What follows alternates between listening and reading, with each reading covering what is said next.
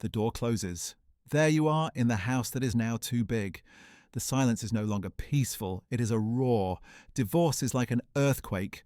When the dust settles, you realize that not only has the shared house collapsed, but the entire village around you has changed. Mutual friends, they have chosen sides, or awkwardly retreated in-laws, disappeared. You are in a whirlwind of emotions, and when you need a friend the most, you realize your phone book is empty. And for an introvert whose social battery is depleted after just 2 hours of communication, the thought of having to start all over again, of having to go out there and get to know complete strangers, is not just exhausting. It is like a punishment. Here's your reality right now. It's a Saturday night. Outside, the world is noisy. Inside, you're curled up in bed with Netflix, but you're not really watching. You crave connection. You want someone to talk to about your bad day, to share a funny story, or just sit in silence with. But your body resists. You've seen the tips online. Go to a bar, go to a big party. Just the thought of having to shout over the music, of having to repeat the same mindless "what do you do?" makes you want to lock your door and turn off your phone. You feel trapped. You're lonely, but you're also too tired to not be lonely. You start to wonder, maybe I'm just not meant to be. Maybe I'll always be alone. And this is the battle within you, a battle only introverts understand.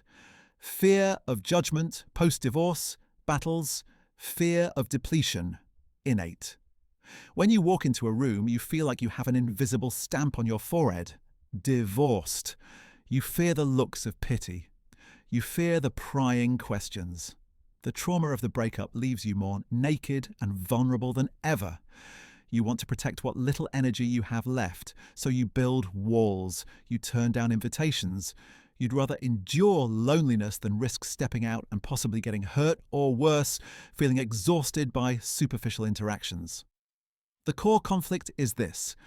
The human need for connection is screaming, but the introvert's instinct for self-preservation is tightening around you. How to break this cycle? You don't have to change who you are, you just have to change your battlefield. Introverts don't win at loud parties. We win at deep, one-on-one conversations.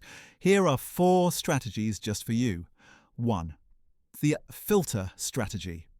Don't go looking for friends, go looking for activities. This is the golden key.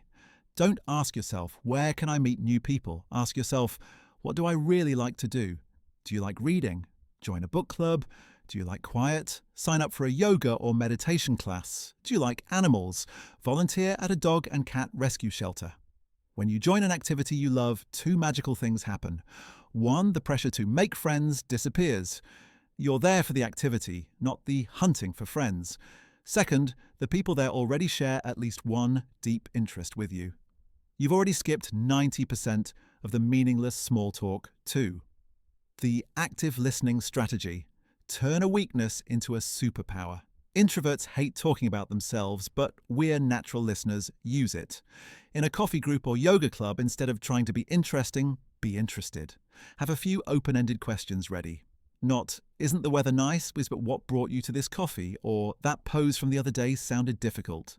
People are eager to be heard.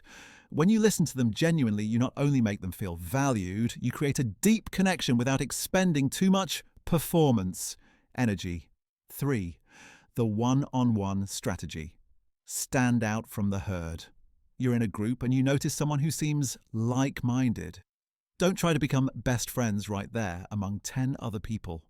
Wait for the right moment and do a one-on-one pivot. A simple, I really like the way you analyze the taste of that coffee. Would you be free to grab a cup of coffee next week so we can talk more? This will move the interaction from a group setting, which is draining for introverts, to your ideal setting.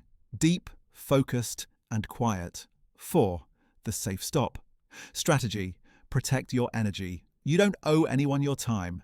After a divorce, your energy is your most valuable asset. Learn to set a social curfew. You can go to a meeting, but promise yourself, I'll stay for an hour. If I feel okay after an hour, I'll stay longer. If I feel tired, I'll politely leave. Oh, I have to go. I have something to do early tomorrow morning. It was great meeting you. No need to explain. Prioritizing your peace isn't selfish, it's self-care. And then the moment comes. You're sitting in a quiet coffee shop, across from your new friend from the club. You've used the one-on-one pivot. You've asked a deep question, strategy 2, and suddenly the conversation starts flowing. You talk about your hopes, you talk about your fears, you even talk about your divorce, not as a victim, but as a survivor. And the other person, they understand. They nod. They share their own story. 3 hours pass like 30 minutes. And the most amazing thing, when you walk out of the coffee shop, you don't feel exhausted. You feel recharged. You realize you're not broken, you're not bad at communication, you were just looking for the wrong kind of connection in the wrong place. Now, you found it. It wasn't a crowd, it was a person. Your new life begins to take shape. It's not a never-ending party, it's a tended little garden.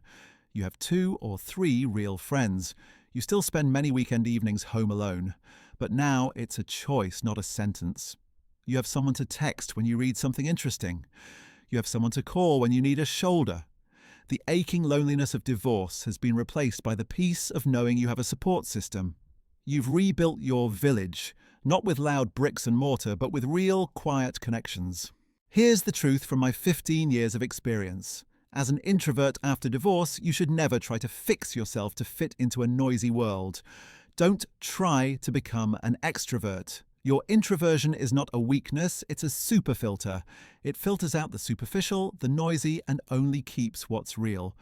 You don't need 20 new friends, you just need 2 or 3 deep connections. Stop looking for a social network and start cultivating a soul support system. Even in your work life, when you get divorced, everyone knows if a co-worker comes to ask and share, but the friend feels uncomfortable, just saying thank you is enough. But the friends who feel good intentions and feel like you're sharing a story they understand, you can share with them. You don't need to be close friends with the whole company, but you should have 2 or 3 close colleagues to share stress at work with. If you're an introvert and have read this far, I want to hear from you. Where are you on this journey? What activities, filters, have helped you find meaningful connections? Or are you still stuck in the conflict stage and feeling stuck? Share your story in the comments.